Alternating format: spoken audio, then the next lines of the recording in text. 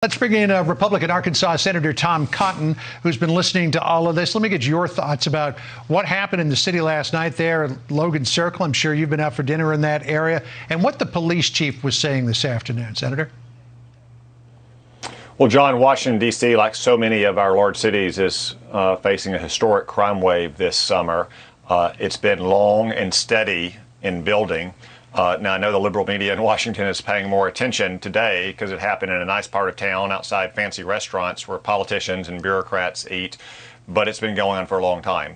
A little black girl lost her life last weekend in southeast Washington from a shooting.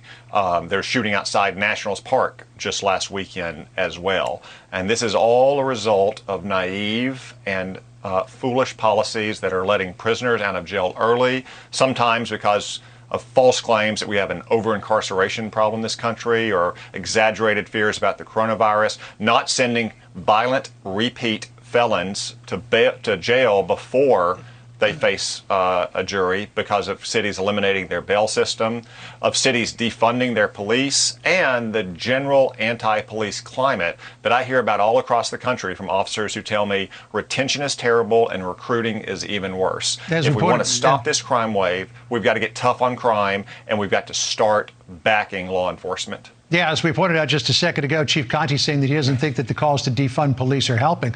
Last hour, when we followed him as he was walking the streets around Logan Circle, he cited a stunning statistic that among this group of violent criminals, the recidivism rate is 87%. So if you're not locking them up, they're going to be back in the community toot sweet, and they're going to be committing crimes all over again. Yeah, John, this happened in Arkansas just last month. A woman with a rap sheet as long as your arm ran over a police officer and dragged him to his death. She should have been in jail awaiting her trial for more than half a dozen drug and other violent offenses. She wasn't. Why? Because of exaggerated fears about coronavirus. And I got to say, if it's balancing between the lives of our law enforcement and innocent civilians and the potential risk, just the potential risk of coronavirus to serious and repeat felons, I don't think it's any mystery where I'm going to come down on that balance. Yeah. Senator, we've got a lot of other things to talk about as well, including China and the calls for a new investigation into the origins of coronavirus. Here's what the Director General of the WHO, Dr. Tedros Ghebreyesus, said last week. Listen here. We are asking, actually, China to be transparent, open, and cooperate, especially on the information raw data that we asked for at the early days of the pandemic. So there you had the Director General of the WHO, who was seen to be in the pocket of China, now calling on them to be transparent, open up for a second investigation. China yesterday basically told the United Nations to pound sand. Any surprise?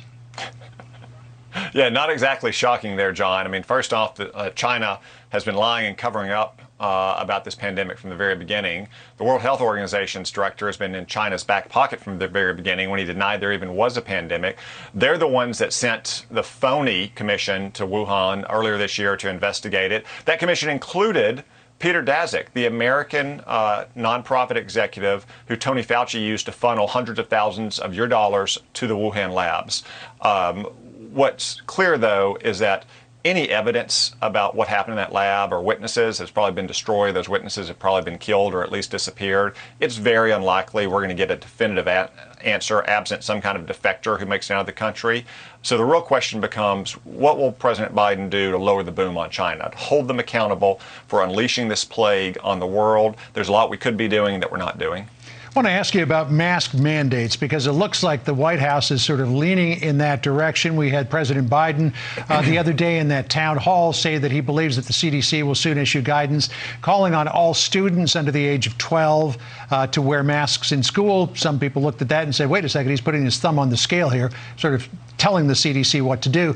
Ron DeSantis, though, governor of Florida, said he's having none of that. Listen to what he said yesterday. There's been talk about potentially people advocating at the federal level imposing compulsory masks on kids. We're not doing that in Florida, okay? We need our kids to breathe.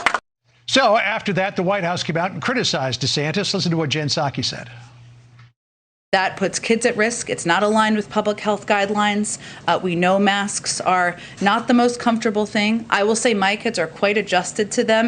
So the federal government can issue guidance. It cannot issue mandates to anything other than federal employees or people who work at the national parks. So you've got the governor of Florida saying, I don't think this is the right thing to do, and the White House coming down on them for it, or coming down on him for that. Is that the White House's role? No, John. Well, but first off, let me say, nobody elected the CDC. No one elected Tony Fauci to make these decisions.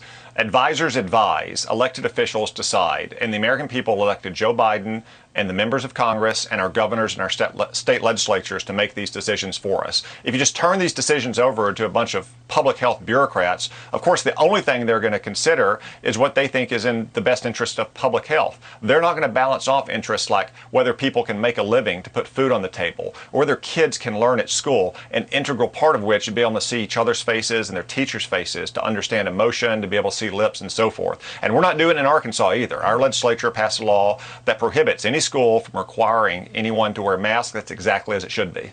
All right. Well, you know, it's supposed to be local control of school boards, and the state governors are supposed to be the ones who can make the decisions based on the best guidance. But clearly, the White House wants to lean in on this issue very heavily.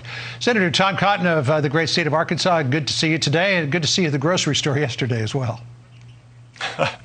Thank you, John.